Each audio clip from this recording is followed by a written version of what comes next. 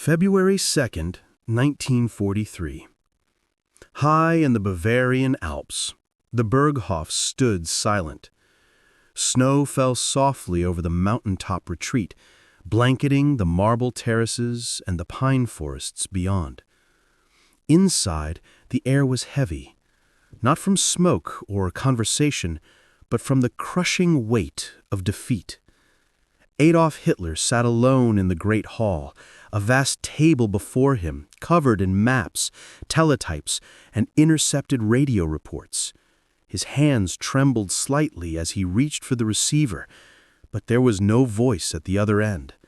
The line from Stalingrad had gone dead. For weeks, the Führer had clung to a fantasy that his orders could change the laws of war, that sheer willpower could overcome starvation, encirclement, and the freezing Russian winter. But that morning, February 2nd, 1943, reality shattered that illusion. The Sixth Army, nearly 300,000 men, had ceased to exist. It was the moment Hitler finally realized that the Eastern Front, and perhaps the entire war, could no longer be won. Please subscribe to this channel so your next generation can also know this history. The story of Stalingrad began a year earlier, in the summer of 1942. After the failure to take Moscow in 1941, Hitler redirected his focus southward. His new obsession, the oil fields of the Caucasus. Without oil, his tanks, planes, and mechanized divisions would grind to a halt.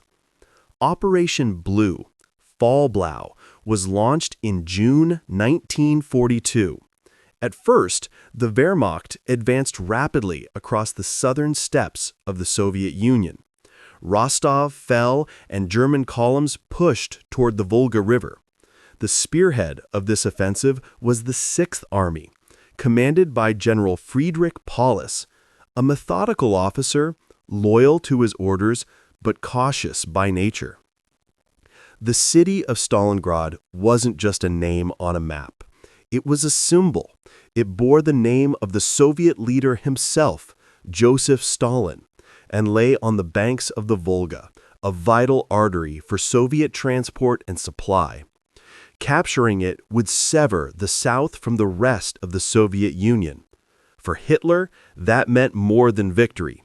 It meant humiliation for his enemy. By August 1942, German bombers had reduced Stalingrad to rubble. The Volga ran red with debris and fire. Yet, amidst the ruins, Soviet soldiers dug in. What should have been a swift victory turned into a brutal house-to-house slaughter. Every street, every factory, every basement became a fortress. The Soviets coined a phrase for it: not a step back. Units of the Red Army, many of them barely trained, were ferried across the Volga under constant German artillery fire. They fought for every meter, often dying within hours of arriving. Snipers like Vasily Zaitsev turned the ruins into hunting grounds. The Germans, used to fast mechanized warfare, were now trapped in a nightmare of urban combat. Tanks were useless among the debris. Mortars, grenades, and flamethrowers became the weapons of choice. Casualties mounted by the thousands each day. Still, Hitler demanded that Stalingrad be taken at all costs. When his generals suggested bypassing the city, he exploded in rage. "I will not leave that city that bears Stalin's name," he shouted. It was no longer a military decision, it was personal. As the battle raged inside the city, Soviet commanders Georgy Zhukov and Alexander Vasilevsky prepared something massive. While Hitler and Paulus focused on the ruins, the Red Army built up overwhelming reserves north and south of Stalingrad. On November 19, 1942, the trap was sprung, Operation Uranus. Soviet tanks and mechanized divisions smashed into the flanks of the German Sixth Army. But those flanks weren't held by elite troops. They were manned by Romanian, Hungarian, and Italian units with weak anti-tank defenses. Within days, the Soviet pincers met near the town of Kalach, encircling 300,000 Axis soldiers inside Stalingrad. Hitler refused to believe it. He ordered Paulus to stand fast. The Sixth Army will hold its ground. It will not attempt to break out. To the men on the ground, that order was a death sentence. Inside the pocket, temperatures dropped to -30 degrees Celsius. Soldiers froze in their trenches, wrapped in rags and torn uniforms. Ammunition was low, food was scarce, and medical supplies had vanished. Horses were slaughtered for meat. The starving men boiled leather belts and ate snow. Field Marshal Hermann Göring promised Hitler that the Luftwaffe could supply the encircled army by air, 500 tons per day. In reality, they never managed more than 90. The airfields at Pitomnik and Gumrak became graveyards of burning aircraft. Still, Hitler clung to Göring's assurances. When his generals begged to allow a breakout before it was too late, Hitler refused. The Sixth Army will hold Stalingrad. It will be relieved. But the relief never came.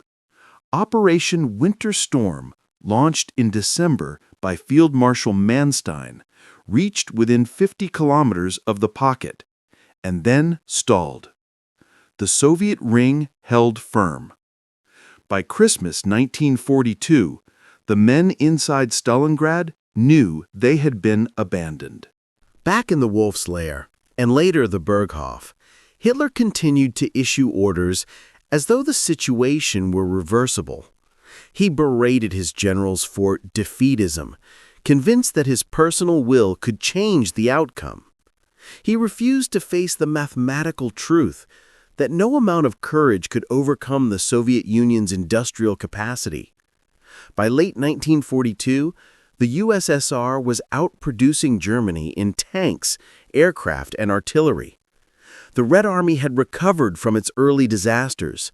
The tide had turned. Inside the Führer's headquarters, maps became fantasy.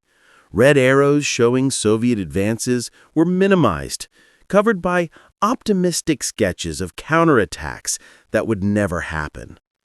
But as January 1943 began, even Hitler could no longer deny the obvious.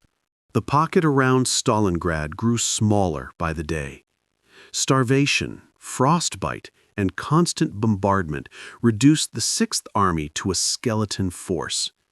General Paulus, promoted to Field Marshal on January 30th, Hitler's attempt to ensure he wouldn't surrender, sat in a cold basement, surrounded by the dying. When the order came to fight to the last man, he looked around and said, quietly, "For what?" On February 2nd, 1943, the last German transmissions from Stalingrad went silent. Soviet troops found Paulus alive, surrounded by staff officers. The once proud Sixth Army, 22 divisions strong, had ceased to exist. Nearly 300,000 men had gone into Stalingrad. Fewer than 90,000 were taken prisoner. Only about 5,000 would ever return to Germany. That morning, in Bavaria, Hitler stood motionless before the map table. His staff waited in silence. The last reports were in. Stalingrad was gone. He said nothing for a long time. Then, turning to his adjutants, he muttered, "The Sixth Army has fallen." His face was pale, his eyes vacant.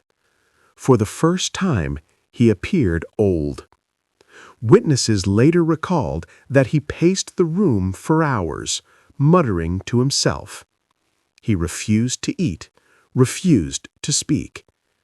At one point, he turned to Wilhelm Keitel and said, "It's all over.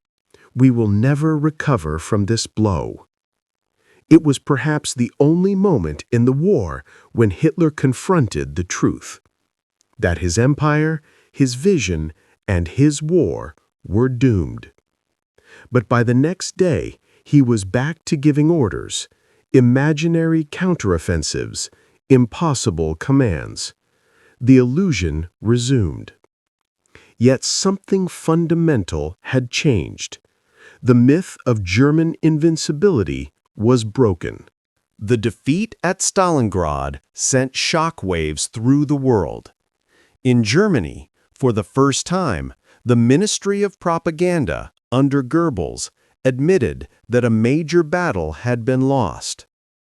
Families received the dreaded letters, "Your son fell at Stalingrad, fighting heroically for Führer and fatherland." But the truth was far bleaker. Most had died of hunger, cold, or disease. In Moscow, church bells rang. For the first time in the war, the Soviets had not only stopped the Germans, they had destroyed an entire field army. The strategic impact was immense. Germany would never again launch a large-scale offensive in the East. From this point on, the Wehrmacht was on the defensive. The Red Army would push westward through Kursk, Kiev, Minsk, Warsaw, all the way to Berlin. The tragedy of Stalingrad wasn't just the loss of men, it was the clash between ideology and reality. Hitler's belief in willpower over logistics ignored the fundamental truths of modern war, that supply lines, fuel, and industrial production decide battles, not slogans.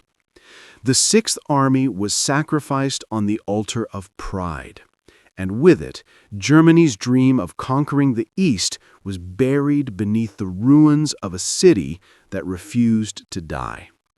Historians now see Stalingrad as the turning point, not only militarily, but psychologically. It shattered the aura of invincibility that had surrounded Hitler since 1939. Even his closest followers began to doubt. Field Marshal Erich von Manstein later wrote, "Stalingrad was more than a defeat. It was the collapse of a faith." From that day forward, Hitler's war became one of desperation, of holding ground rather than winning it. Factories in Germany worked day and night, but could no longer match Allied production. On the Eastern Front, millions more would die as the Red Army advanced relentlessly westward. And yet, Hitler never again admitted defeat. He convinced himself that new wonder weapons, jet fighters, rockets, and secret tanks would reverse the tide. They never did. The road that began in Stalingrad ended in the ruins of Berlin, April 45, in the same bunker where Hitler took his own life. The seeds of that end were planted in the frozen ruins of Stalingrad, the day he finally realized that the war was lost, but could not bring himself to admit it. The fall of Stalingrad was not just a military disaster. It was the moment the Third Reich's fate was sealed.